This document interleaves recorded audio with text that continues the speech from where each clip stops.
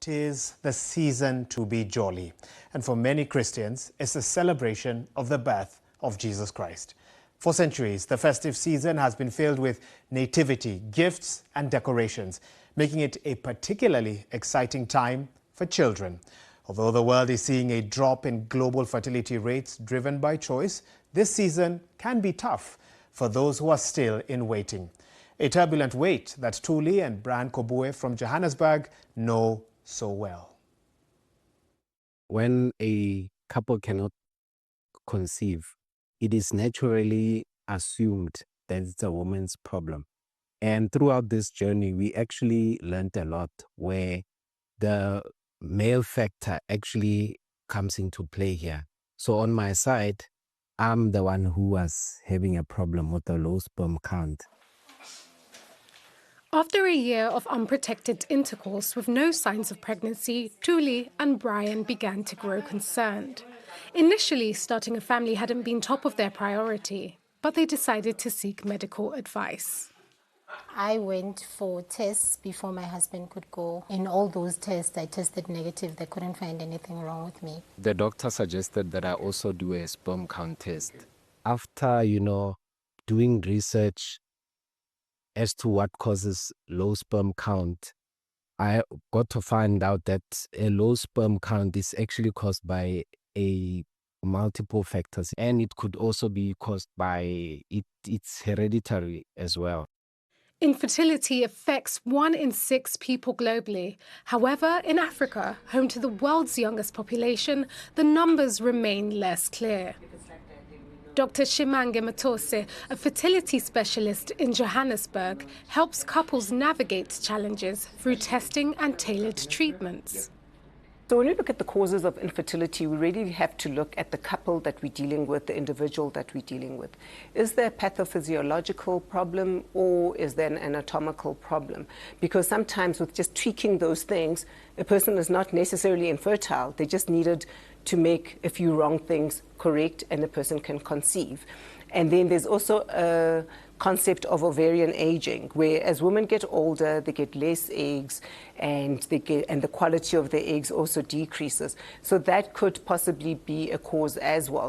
Anatomical causes involve structural issues, such as blocked fallopian tubes, uterine abnormalities, or ovarian cysts, which physically prevent conception.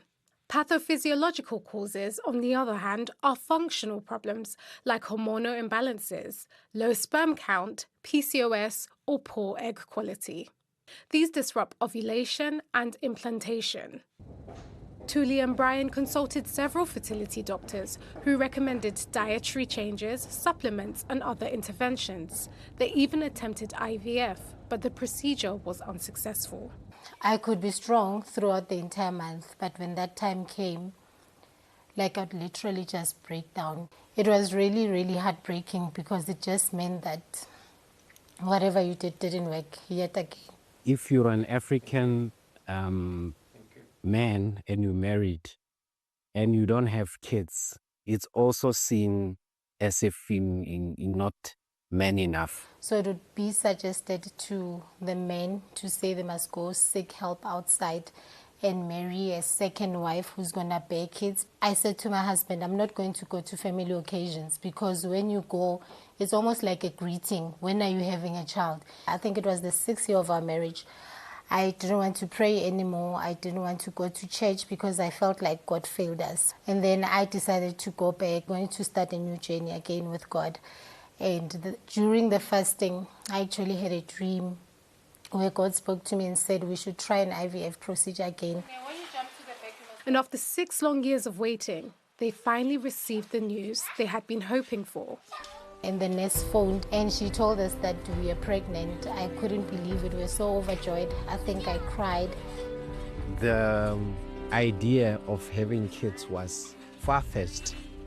And now having to raise kids and somebody calling you daddy, that brought so much joy into our lives. Today, the couple are committed to bringing that same joy to others. Our foundation was born from Khanya Entle, which is named after our kids which we want to use it to help other couples going through the same thing, to bring awareness. And as the foundation grows, with God's help, that we can help pay for their medical bills.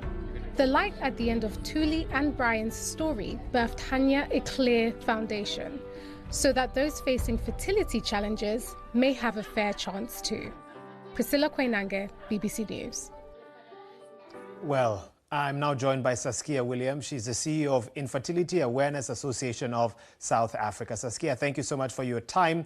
What modern infertility treatment options would you say there are in African countries, and what are the challenges when it comes to accessing them? Okay, so yeah, access is a big issue in Africa because infertility treatment in Africa varies widely, with advanced fertility treatment at world-class clinics in South Africa, Egypt, Ghana, Nigeria, and Kenya. But access for poorer people in rural areas remains limited, and that's a big issue. Well, today is Christmas Day. Obviously, speak to us about what those who, talk to you about this, what challenges they face during the festive season, and also what advice you would advise those who are still waiting. The festive season is very difficult for people who have been trying to conceive, even if you haven't been diagnosed with infertility, because it is very family-oriented, like you say. So I'm giving couples permission to say no to events that don't fill them with joy. So if you get an invitation to a family gathering, for instance, and you don't immediately think, oh my gosh, I really would love to go, and actually you're inwardly grown, please do say no. Say, thank you for thinking of me, but I cannot make it.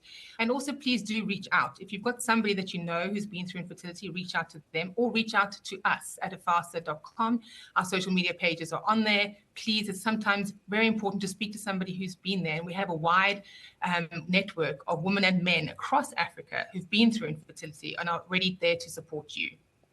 Saskia, if you can, are perceptions around infertility in African countries changing? There is a recent study by Lancet which says that half of global births by 2100 are going to come from sub-Saharan Africa. However, that also takes into account teenage pregnancy, which is very prevalent in Africa. And people in Africa tend to have their babies young and have many of them, but doesn't take away the fact that 1 in 6 and even up to 1 in 4% of people struggle with infertility across sub-Saharan Africa. Well, Saskia, as we wrap up, do you see an increase of couples coming through your doors during the festive season, seeking guidance, advice during this season? We do. We are open for support, even for today. So please, like I said, make contact with us through our social media channels. We are there for you. People tend to struggle a lot during the festive season, and your mental health is important. So please do reach out. You are not alone. Very helpful. Saskia Williams, thank you so much for your time. The CEO of Infertility Awareness Association of South Africa.